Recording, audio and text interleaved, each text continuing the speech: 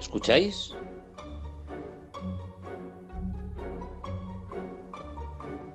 Es oír y callar. En Ñ Radio.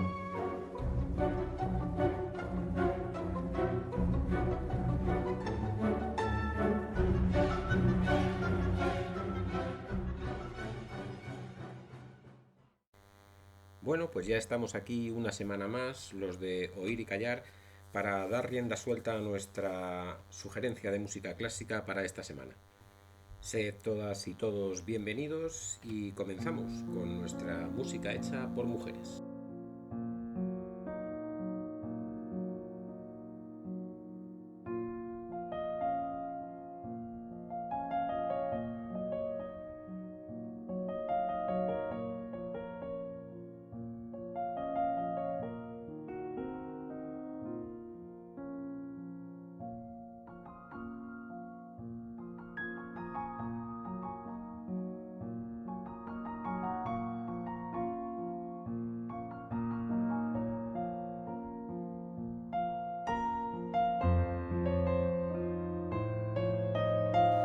Y la mujer elegida para hoy y que vamos a rescatar del olvido de la historia se trata de Fanny Mendelssohn.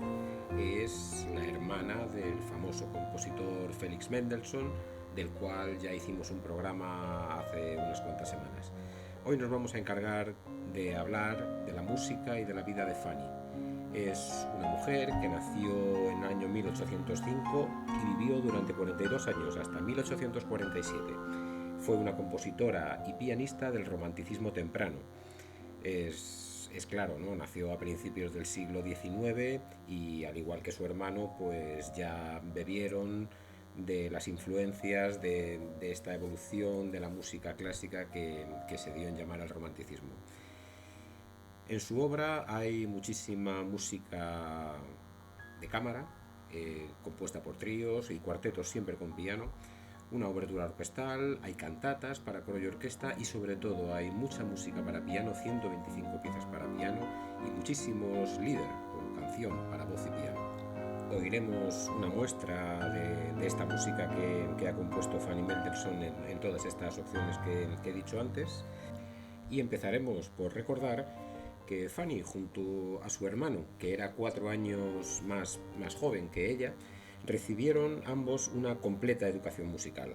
Es decir, que ambos recibieron la misma educación, tanto en el instrumento como en la teoría de la armonía, el contrapunto y la composición. Es cierto que recibieron la misma educación, pero también es bien cierto que no recibieron los mismos ánimos y los mismos estímulos. Fanny comenzó sus clases de piano de mano de su madre, que también era pianista, y cuando tenía 14 años ya era capaz de tocar, por ejemplo, los 24 preludios del clave 20 temperado de Bach de memoria. Esto era algo que muy pocos pianistas podían hacer con la soltura y con la precisión con que lo hacía Fanny Mendelssohn. Por ejemplo, su propia madre decía de su hija que parecía que sus dedos estaban hechos para tocar las fugas de Bach. Y también nos queremos referir a que he dicho antes que no recibía los mismos ánimos y el mismo estímulo que su hermano Félix, y esto lo voy a refrendar en una carta que su propio padre le escribió a esta contestándole a una anterior. Abro comillas. Lo que me escribiste en una de las cartas sobre tus actividades musicales en relación a Félix está tan bien pensado como lo está bien escrito. Quizá para él la música se convierta en su profesión, mientras que para ti siempre permanecerá como un ornamento. Nunca podrá ni deberá convertirse en la base de tu existencia y vida cotidiana. Bueno, ya veis que es una frase poco alentadora, aunque muy educada, pero como digo, poco alentadora. Bueno, pues sin más y habiendo hecho referencia a la habilidad que tenía Fanny para tocar el piano, pues vamos a oír la primera de las piezas seleccionadas compuestas por Fanny. Esto es, vamos a oír el número 7 de las piezas características Opus 5 para piano. Es un allegro agitato que dura algo más de 4 minutos.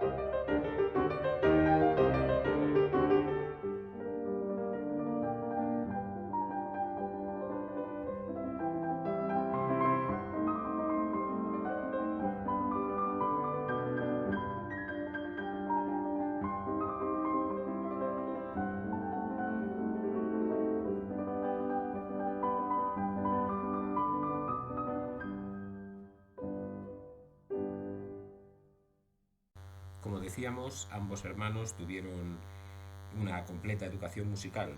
Y ahora vamos a referirnos concretamente a una carta que su profesor de composición, el profesor de ambos, pues escribió a Goethe en el año 1831. Y además de decir que tocaba como un hombre, que era una de las cosas que le dijo, ya volvemos a repetir como habíamos hecho también en otros programas, ¿no? Es una frase quizá para elogiar a Fanny, pero desde luego poco afortunada, ¿no? Bueno, pues este profesor de composición había destacado en esta carta que sin embargo Fanny sobresalía sobre el talento que tenía Félix, su hermano. De alguna manera podemos afirmar que el ambiente social, desde luego su padre, como hemos visto antes en la carta que le envió, y de alguna manera encubierta también su hermano, pues pusieron a Fanny desde luego en una contradicción continua, ¿no?, entre su potencial interpretativo y creador y esa sumisión social a la que se vio de alguna manera abocada y condenada. Ambos hermanos desde luego tenían una vida muy en común y estaban muy unidos. No en vano, desde luego, toda su educación, como ya hemos repetido, pues se estaba haciendo de una manera conjunta. Y a pesar de que Fanny raramente actuaba en público, en un concierto público, lo que sí es cierto es que tenían la costumbre de que hacían audiciones privadas en su domicilio los domingos, ¿no? Hacían conciertos donde asistían amigos, compromisos y demás. Y ahí, desde luego, dejaba bien claro a todos los que pudieron asistir a esos conciertos el gran talento que tenía esta mujer al piano. Además, ya según su talento no solamente se demostraba en el piano, sino también de una forma creadora, componiendo canciones y piezas como para piano, como ya había dicho antes, pues también de común acuerdo pues llegaron a tomar la decisión de que algunas de estas canciones o ciclos de canciones que ya había compuesto Fanny, sin embargo, fuesen publicadas con el nombre de Félix, puesto que el nombre de una mujer como compositora en aquellos años pues no ofrecía un gran atractivo para las editoriales y por tanto no lo hacían. En concreto, la colección de Lieder de Félix, el Opus 8 y el Opus 9, tienen gran cantidad de canciones compuestas por Fanny. Aquí hay un suceso curioso que contaré, y es que a resultas de esto, en el año 1842, en una audición privada que tuvo lugar en el Palacio de Buckingham, en Inglaterra, claro, ante la reina Victoria, y esta, al terminar esta audición y al tener unas palabras con Félix, la reina Victoria le confesó a Félix que una de sus canciones favoritas cuál había sido, y le dijo lo mucho que le gustaba y tal. Félix, como era bien educado y con el ánimo de reconocer desde luego a su hermana, pues no tuvo más que confesarle a la reina Victoria la verdad, y es que la canción a la que hacía referencia esta no era obra suya, sino que era una composición de su hermana. Bien, pues para ilustrar un poco también esta habilidad que tenía Fanny para componer en canciones para voz y piano, vamos a oír dos cortas canciones, pero muy interesantes. La primera de ellas es el número 3 del Opus 7 y es una canción llamada Primavera. Después oiremos la número 6 del Opus 1, que es una canción llamada Canción de Góndola.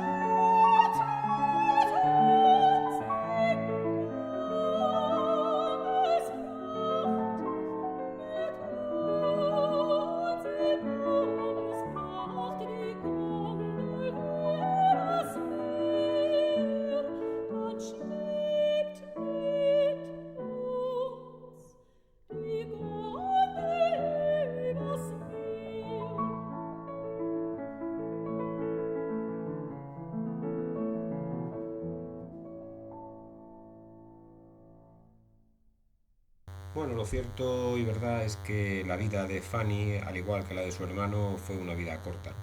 Fanny era 4 años mayor que su hermano y murió con 42 años tan solo. Fanny murió mientras ensayaba una cantata de su hermano, precisamente, la primera noche de Walpurgis se llamaba esta cantata. Murió de un derrame cerebral. Hay que comentar que de una manera quizá de una fatalidad del destino, ¿no? Podríamos decir, pues su hermano murió de la misma enfermedad 2 meses después. Pero en estos 2 meses que pasaron desde que murió su hermana, Félix compuso inmediatamente un cuarteto de cuerda en honor a su hermana y en memoria de su hermana, el cuarteto de cuerda número 6 en fa menor. Y después, también, antes de morir su hermana, su hermano Félix promovió el recuerdo no solamente de su hermana con esta obra, sino que lo que hizo fue eh, pues recopilar y seleccionar la obra de su hermana para hacer una edición completa de todas sus obras. Edición que encargó a su editor habitual y que se hizo a partir del año 1850. Así podemos tener hoy en día una completa información de toda la música que compuso Fanny Mendelssohn. Bueno, pues brevemente esta ha sido un poco su vida y para terminar con esta mujer pues vamos a oír 2 ejemplos más de música suya. El primero es una breve canción coral titulada Hermosa Alegría.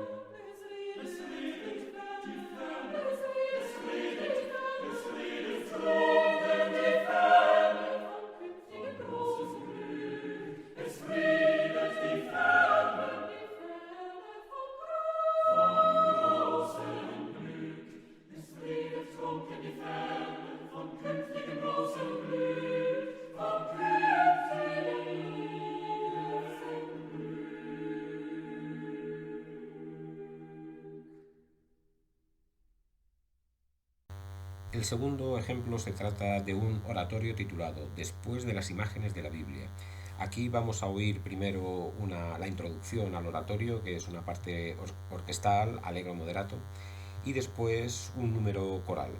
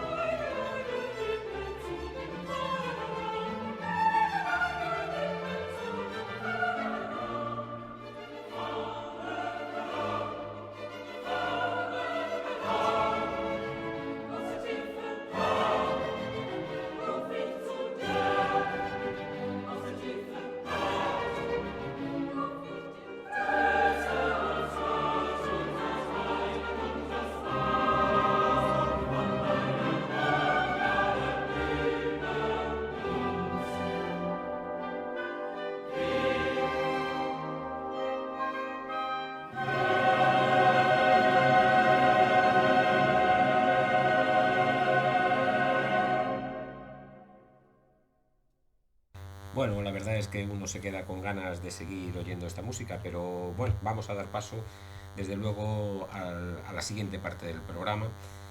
Y antes hacer un recordatorio que como siempre es de agradecer el trabajo que están haciendo Julia y Silvio en los controles técnicos, Antonio y Paulino difundiendo en las redes sociales, y recordando también a todos vosotros que tenemos un teléfono WhatsApp donde nos podéis hacer preguntas, sugerencias, peticiones, etcétera, todo lo que queráis. Este es el 6411 29 829. Y como decía, pasamos a la siguiente parte oyendo la habitual sintonía del Paralisa de Beethoven.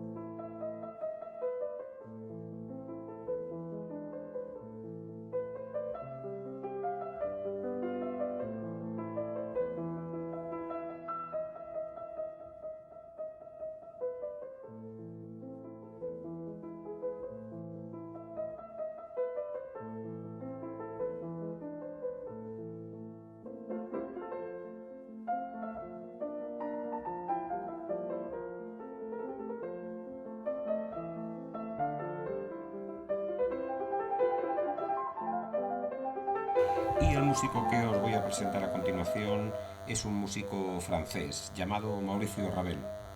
Es un hombre que vivió 62 años entre los años 1875 y 1937. Fue un músico vinculado, desde luego, a lo que se ha dado en llamar el impresionismo musical. Fue un reconocido maestro de la orquestación y le gustaba de la perfección en las formas. Era un hombre que le gustaba ser muy meticuloso en el trabajo, y también hay que decir que tenía fama de ser un hombre algo perezoso. Pero bueno, eso es uno de esos detalles que tampoco tienen mucha importancia, pero que son curiosos. Es un hombre cuya música tiene en bastantes ocasiones un origen muy español, y desde luego la selección de la música que he realizado para que oigamos en este programa está muy cargada de ello. Los orígenes de Mauricio Ravel son bastante cercanos a España. Su padre era de origen vasco-francés y su madre era de origen española, concretamente del País Vasco. Empezó sus estudios en el Conservatorio de París en 1889. Es decir, si recordamos que había dicho que su fecha de nacimiento era 1875, pues aquí no tenemos el claro y el tradicional ejemplo de un niño prodigio y demás, ¿no? Es un hombre que empezó sus estudios, bueno, pues como los podría empezar cualquier persona normal, de los que no son llamados supergenios de la música o niños prodigios, como he dicho antes, o en fin, cosas de estas, ¿no? Bueno, como decía, sus estudios en el conservatorio empezaron en 1889 y no fue hasta 1897, es decir, unos cuantos años después, que no empezaron sus estudios de contrapunto y de composición. Ya no era un jovencito o un niño, sino que era ya una persona con cierta madurez, ¿no? Sin embargo, a pesar de que, como digo, no se trataba de un niño prodigio ni de un supergenio que con 4 años tocaba todo, lo cierto es que su trabajo en el mundo de la composición era de tanta calidad que a principios del siglo XX ya era un hombre que empezaba a ser conocido y que empezaba a tener cierta reputación dentro de la profesión. Aunque esa reputación, como digo, tampoco estuvo siempre jalonada de primeros éxitos.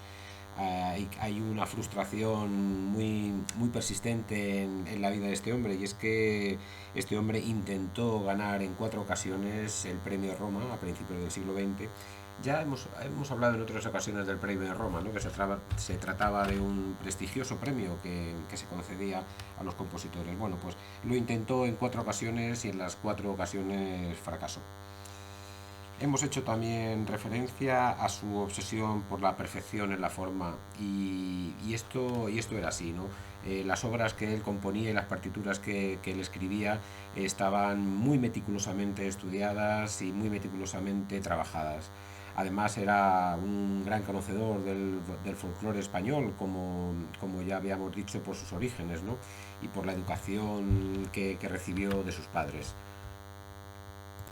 y más concretamente de su madre. Bueno, pues antes de seguir avanzando un poco en la vida de Ravel, vamos a oír un ejemplo de cómo componía él con la inspiración española. Vamos a oír la Rapsodia Española, que es una composición de principio del siglo XX, de 1908. Y en ella, como en todas las que vamos a oír, desde luego, podremos comprobar ese perfecto dominio de la técnica de la orquestación, que era una de las cosas que más fama le dio en su vida y en su carrera musical. Hay que recordar que, por ejemplo, una de las obras más celebradas que tiene Ravel dentro de su repertorio no es una obra propia, pero sí es una orquestación de una obra de un coetáneo suyo. Los cuadros de una exposición del compositor ruso Mussorgsky, que en un principio era una composición para 2 pianos. Ravel hizo una orquestación de esta partitura, y hay que decir que desde luego es la que más se toca, es la partitura más celebrada de las muchas orquestaciones que se intentaron hacer de esta obra de Mussorgsky. Pero bueno, esto es, como decíamos, otro detalle. Ahora vamos a oír la Rapsodia Española en versión para orquesta.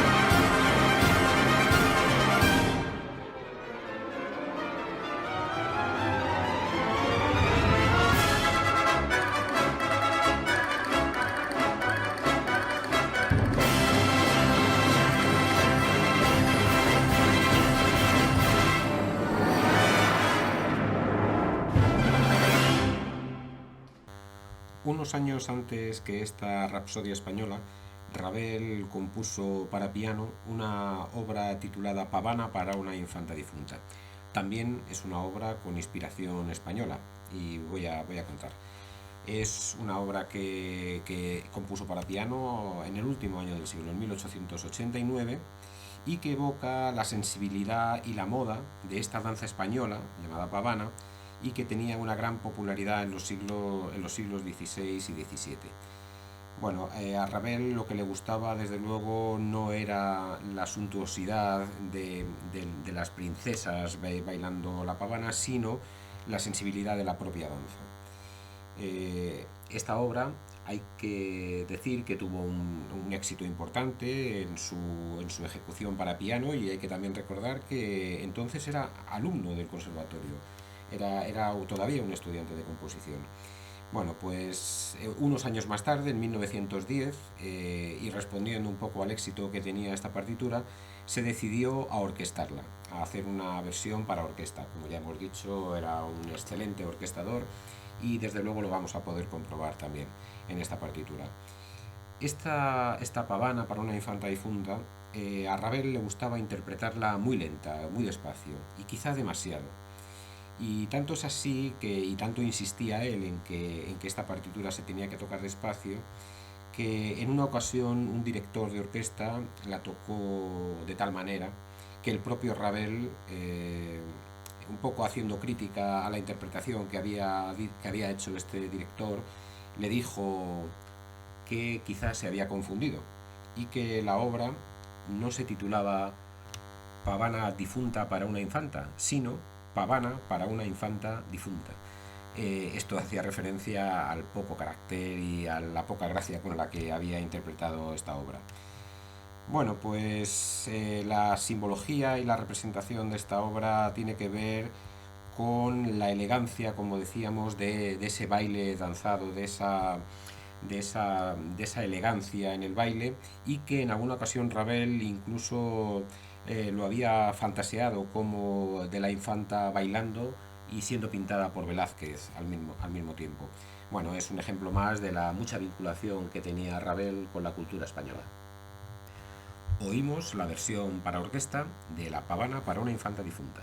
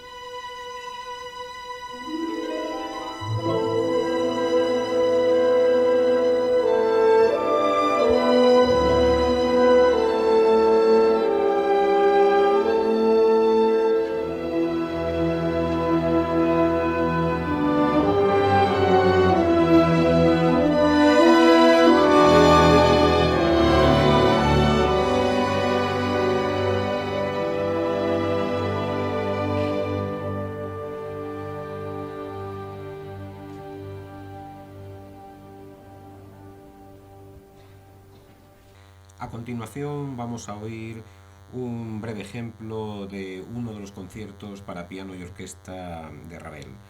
Hay que señalar que este concierto se llama Concierto para la mano izquierda, para piano y orquesta, y que está compuesto entre los años 1929 y 1931. La composición de esta partitura tiene una historia curiosa y es la siguiente. Había un pianista en aquella época llamado Paul Wittgenstein y nació en 1887, es decir, más o menos de la misma época de nuestro compositor, y que combatió en la Primera Guerra Mundial. Participó durante las batallas en esta guerra, claro, y en un asalto que tuvo lugar en Polonia a cargo del ejército ruso, pues sufrió unas heridas graves en el brazo derecho. Tan graves fueron que hubo que amputárselo. Este hombre era pianista y entonces la pérdida de su brazo derecho pues le causó una enorme depresión, por decirlo así, ¿no? Consternado y teniendo que asimilar su realidad una vez acabada la guerra, lo que hizo fue sobreponerse y, y como pertenecía a una familia ciertamente acomodada, pues tomó la iniciativa de encargar a los principales compositores de la época música para piano, pero solamente para la mano izquierda. De tal manera que hizo encargos a los más importantes músicos de la época, a Prokofiev, a Britten, a Korngold, Smith, Hindemith, a Richard Strauss y también, por supuesto, a Mauricio Ravel. Bueno, pues le encargó esta partitura al mismo tiempo que Ravel estaba componiendo su concierto para piano y orquesta. Compuso ambos conciertos casi de una manera simultánea. Bueno, pues el estreno de este concierto para la mano izquierda tuvo lugar el 5 de enero de 1932 y con el propio Wittgenstein al piano. Y aquí también hay una anécdota curiosa, y es que Ravel no pudo asistir al estreno de este concierto y pues por diferentes dificultades no pudo oír este concierto en directo tocado por el propio Wittgenstein hasta bastantes meses después.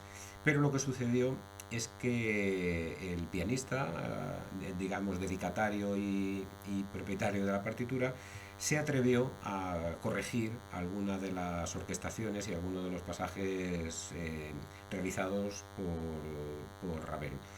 Claro, cuando Ravel oyó este concierto y no reconoció esas partes que él sí que había compuesto y que habían sido eliminadas por Wittgenstein, pues se enfadó notablemente y tuvo una amarga discusión con él.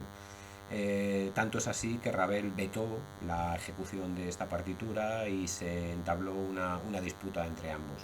Bueno, la negociación que se inició a partir de ahí llegó a la conclusión de que o se tocaba como Ravel decía o no se tocaba el concierto.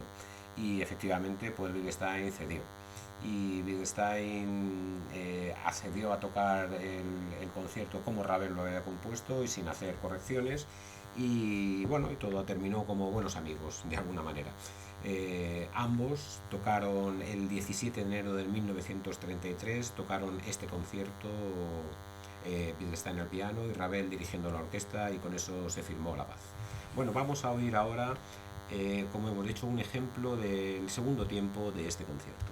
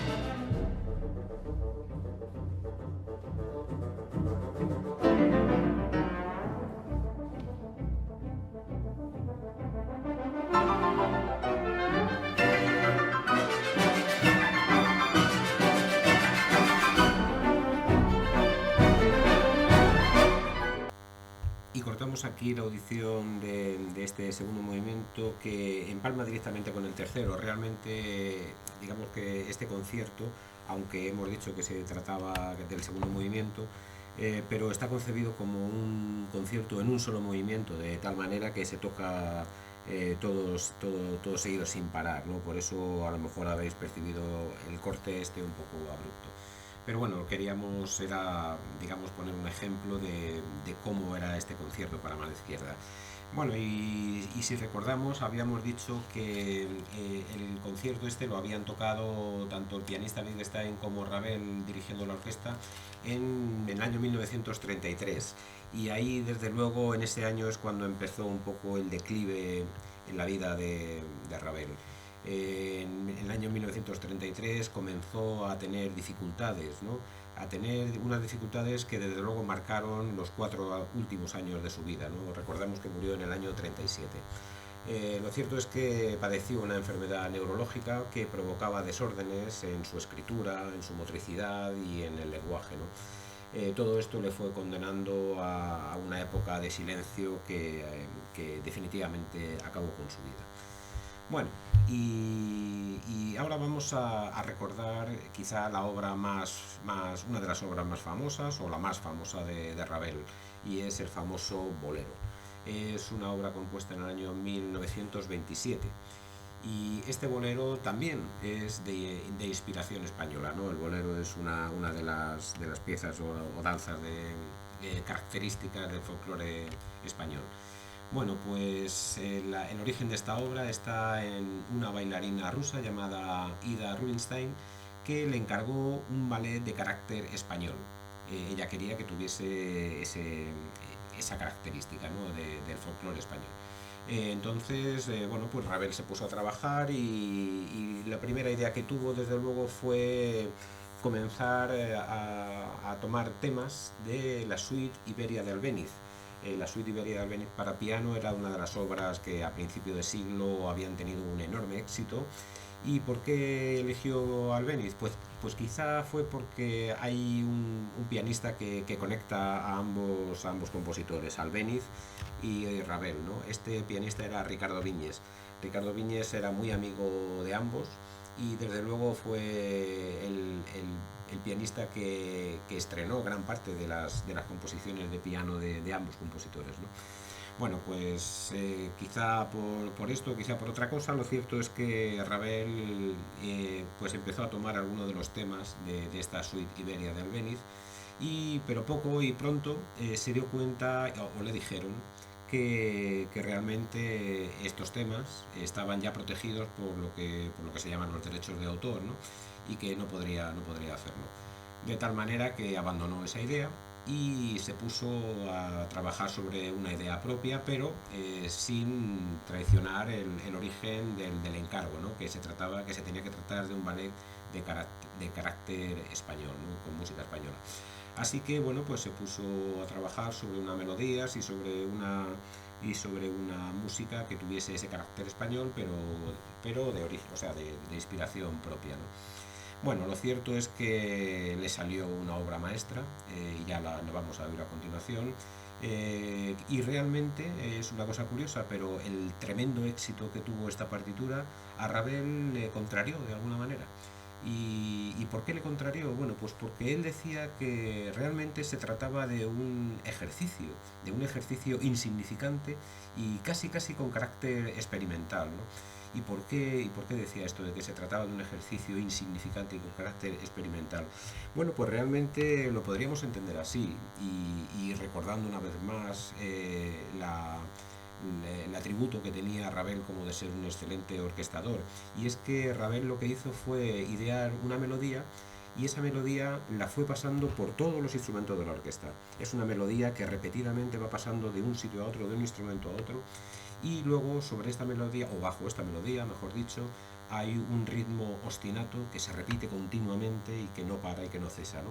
Y este ostinato y este ritmo que no cesa y que no para, también tiene esa característica. No siempre lo hace la percusión, ¿no? A veces lo hace la percusión, pero también a veces lo hacen otro tipo de instrumentos que encarnan de alguna manera el espíritu percutivo. Lo cierto es que quizá intentando hacer un experimento musical, quizá intentando hacer un ejercicio pues de alguna manera insignificante, como él decía, pero ciertamente genial, pues le salió una obra redonda y le salió una obra que ha tenido un tremendo éxito a todos los niveles, ¿no? No solamente cuando la estrenaron, sino a lo largo de la historia, ¿no? El Bolero de Ravel es quizás su obra más conocida y bueno, se ha utilizado muchísimo, no solamente como en obra de concierto, sino que ya lo veréis, bueno, ya no sé, me imagino que sabréis ya a qué obra me estoy refiriendo, pero se ha utilizado muchísimo en películas, en anuncios, bueno, en todo tipo de montajes. Así que bueno, pues para terminar este programa vamos a oír esta obra genial de Ravel titulada Bolero y que suena así.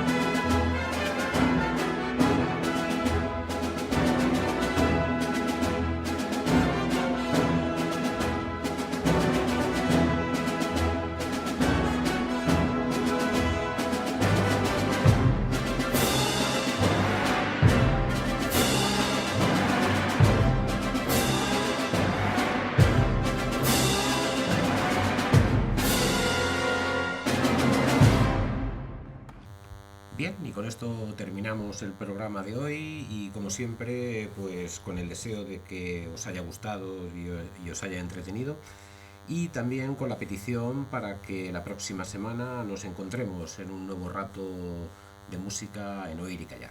Adiós. Eso es todo, amigos.